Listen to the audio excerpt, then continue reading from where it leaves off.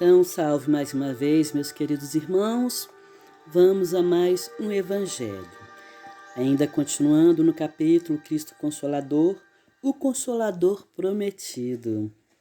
Se me amam, observem meus mandamentos, e eu rogarei ao meu Pai, e ele lhe enviará outro Consolador, a fim de que permaneça eternamente com vocês. O Espírito de verdade, que o mundo não pode receber, porque não o vê e não o conhece, mas vocês o conhecerão, porque ficará com vocês e estará em vocês. Mas o Consolador, que é o Santo Espírito, que meu Pai enviará em meu nome, lhes ensinará todas as coisas e fará recordar tudo o que lhes tenho dito. São João. Jesus promete outro Consolador, é o Espírito de verdade, que o mundo ainda não conhece, porque não está maduro para compreendê-lo. Consolador que o Pai enviará para ensinar todas as coisas e para relembrar o que Cristo disse. Se, portanto, o Espírito de verdade deve vir mais tarde para ensinar todas as coisas, é que Cristo não disse tudo. Se vem relembrar o que Cristo disse, é que o que ele disse foi esquecido ou mal compreendido.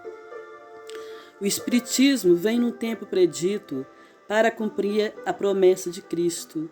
O Espírito de verdade preside o seu estabelecimento. Chama os homens à observância da lei. Ensina todas as coisas, fazendo compreender o que o Cristo só disse em parábolas. Cristo disse: ouçam aqueles que têm ouvido para ouvir. O Espiritismo vem abrir os olhos e os ouvidos, porque fala sem figuras e sem alegorias. Levanta intencionalmente o véu de certos mistérios. Vem finalmente trazer a consolação suprema aos deserdados da terra e a todos aqueles que sofrem, atribuindo causa justa e fim útil a todas as dores. Cristo disse: bem-aventurados aflitos, porque serão consolados. Mas como se sentir feliz por sofrer, se não pode saber por que se sofre? O Espiritismo mostra a causa do sofrimento nas existências anteriores e no destino da Terra, onde o homem expia seu passado, mostra o objetivo deles, indicando-os como crises salutares que produzem a cura e como meio de depuração que garante a felicidade nas existências futuras. O homem compreende que merece sofrer e acha justo o sofrimento, sabe que este auxilia em seu progresso e o aceita sem murmurar. Como operário, aceita o trabalho que lhe garante o salário. O Espiritismo lhe dá uma fé inabalável no futuro, e a dúvida pungente não se apoderará mais de sua alma, fazendo-lhes ver do alto as coisas, a importância das vicissitudes terrenas, se perde no vasto e esplêndido horizonte que descortina e a perspectiva de felicidade que o espera e lhe dá a paciência, a resignação e a coragem de ir até o fim do caminho. Desse modo, o Espiritismo realiza o que Jesus disse do Consolador prometido: conhecimento das coisas que fazem com que o homem saiba de onde vem e para onde vai e por que está na terra. Conclama aos verdadeiros princípios da lei de Deus e o Consolador pela fé e pela esperança. Então, o Consolador prometido. Jesus prometeu um novo Consolador no seu último discurso aos apóstolos no Monte das Oliveiras, um pouco antes de ser preso e crucificado.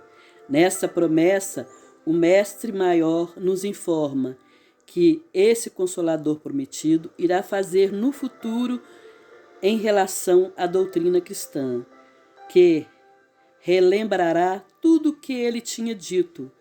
Fala aos presentes, então, que será necessário relembrar, e porque o verdadeiro cristianismo iria ser esquecido e distorcido por dogmas ou práticas estranhas, como realmente aconteceu. E é este Consolador e este Consolador viria adotar a verdadeiras práticas cristãs. Temos ainda a informação que o Consolador prometido seria o Espírito Santo e que iria ficar eternamente conosco. Com isso podemos deduzir que não seria um homem ou uma individualidade, mas sim uma doutrina, pois uma ideia, um ensinamento eterno. O Espírito Santo simboliza uma falange de bons espíritos responsáveis por conseguir cumprir com todos esses aspectos que Jesus disse do Consolador prometido, que ela tem como,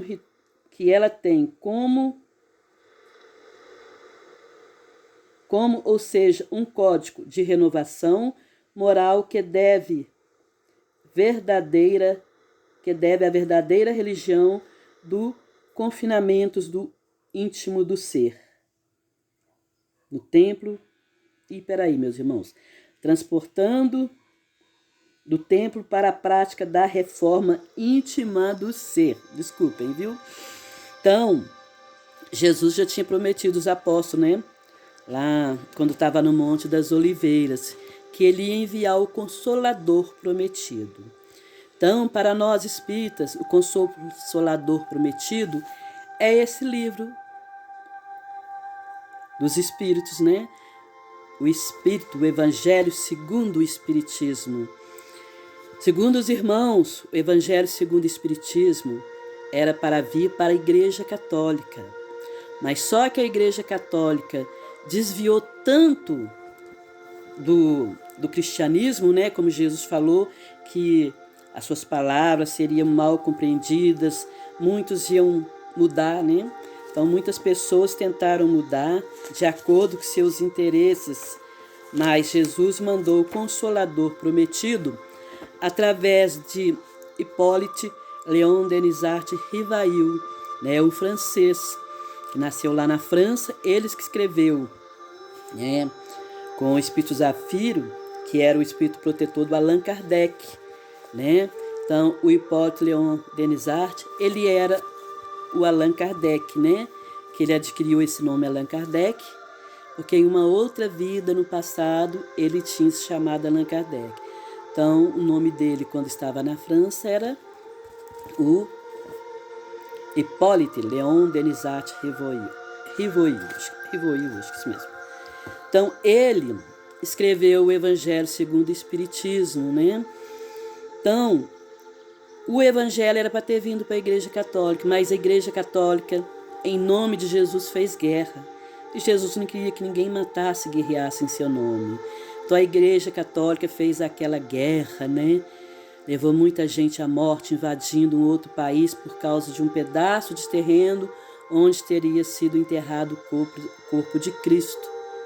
Então, eles usaram o nome de Deus para fazer guerra à Igreja Católica. Infelizmente, usando isso, a Igreja Católica desviou daquilo que ela veio para fazer, que é mostrar ao povo o Jesus Consolador, o Jesus misericordioso. Se ele era misericordioso, como ele ia querer que fizessem guerra em seu nome? Então, com isso, o Evangelho segundo o Espiritismo não chegou à Igreja Católica, pois antigamente a Igreja Católica falava sobre a reencarnação, né?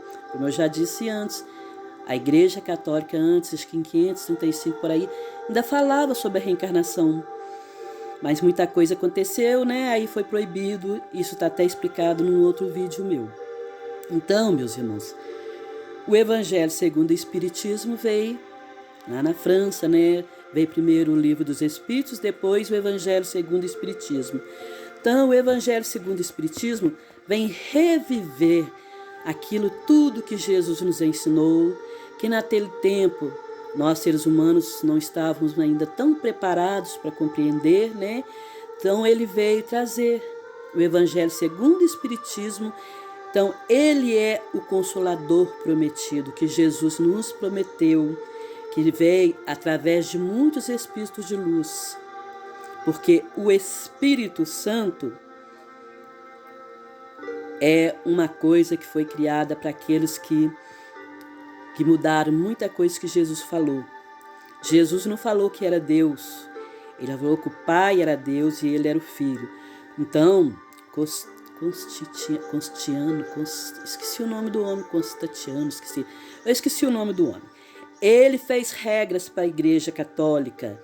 Então, aqueles que não concordavam com ele, Constantino, eu esqueci o nome, meus irmãos, me desculpe, mas eu esqueci o nome. Então, ele fez leis e aquele que não concordava com ele, ele mandava matar. Então, ele escreveu que Deus era Deus, que Jesus era Deus e que o Espírito Santo era Deus. Olha como distorceram as palavras de Jesus, pois o próprio Jesus falou que Deus era um só, o Deus que estava no céu, e ele era o Filho. Então, os Espíritos Santos de Deus são todos espíritos de luzes que trabalham com Jesus e foram os espíritos de luzes que vieram trazer o Evangelho segundo o Espiritismo. Santo Agostinho, Santo Luís, uma porção de outros espíritos de luz que vieram escrever, nos trazer o Evangelho segundo o Espiritismo, nos relembrando tudo que Jesus nos ensinou e nos mostrando as leis de causa e efeito da reencarnação. Pois se as pessoas prestarem bastante atenção na Bíblia, se já leram, vão perceber que ela está falando de reencarnação em várias partes. Então Jesus já falava, e Jesus naquele tempo falava demônio, né? Porque o povo não estava com conhecimento espiritual para entender que os demônios simplesmente eram espíritos de homens que viveram na terra e que ficavam obsidiando as pessoas, né? Então, Jesus, no Consolador prometido, vem abrir os nossos olhos, vem nos mostrar a grandeza de Deus, o porquê da reencarnação, a bem-aventurança dos aflitos, felizes daqueles que sofrem, porque serão consolados. Então, o Consolador prometido, ele nos mostra tudo que Jesus nos ensinou através dos Espíritos de luzes. Então, os Espíritos de luz vêm tirar esse véu dos nossos olhos, que a Igreja Católica criou em muitos séculos, né? Dizendo que a gente precisa confessar, que a gente precisa ir à missa todo domingo, que a gente precisa comungar, que tem que respeitar os dias santos e feriados. Então, são leis da igreja, dogmas da igreja. Então, ele vem nos mostrar. A gente não precisa exatamente estar confessando com um padre. A gente pode simplesmente, dentro de nós, conversarmos com Deus e confessar os nossos pecados e arrependermos sinceramente, ou podemos chegar até perto de um amigo e confessar os nossos pecados. Então, quando nós oramos com fé e confiança, nós já estamos comungando com Deus, né? E respeitamos, sim, os dias santos, como o dia de que Jesus morreu, a ressurreição, os dias dos santos. Quem tem fé respeita, e eu respeito. Mas são regras colocadas pela igreja, porque o Cristo, ele era judeu e ele não criou nenhuma religião. Ele não criou religião. A religião foi criada pelos homens e as leis foi criada pelos homens. A única lei que Deus nos deu foi os 10 mandamentos, que Jesus veio e reduziu para Deus. Amar a Deus sobre todas as coisas e ao próximo como a si mesmo. Então, quem respeita essas duas leis já está cumprindo todas as outras. Então, Jesus nos mostra, através do Evangelho segundo o Espiritismo, o porquê que nós sofremos. A gente vê aí crianças que nascem sem braços e sem pernas, né? Eu vi até outro dia num vídeo uma criança sem braço, sem perna, um irmãozinho também do mesmo jeito. O porquê disso? Deus está castigando? Não, porque Deus não castiga ninguém. Então, muitas vezes o Espírito vem assim, cada caso é um caso, viu, meus irmãos? Então, muitos vêm assim, porque às vezes em outras vidas suicidaram, várias vezes. Então, eles vêm assim para eles não terem condições de suicidar, né? Então, até eu li uma vez um livro de um caso de um homem que nasceu sem pernas.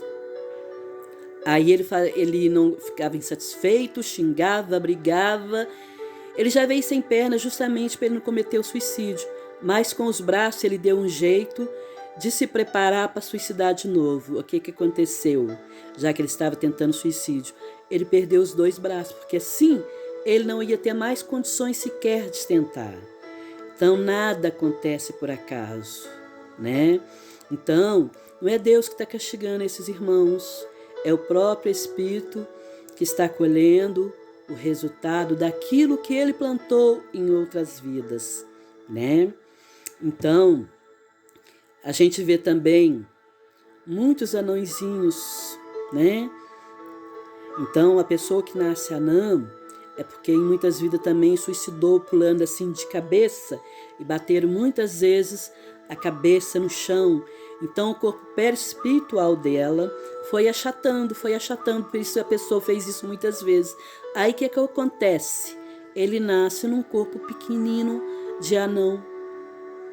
E aqueles que estão naquela mesma sintonia, naquele mesmo caminho, nascem como filhos também destes anões. Então, tudo tem um porquê. Tudo tem um porquê. Então, meus irmãos,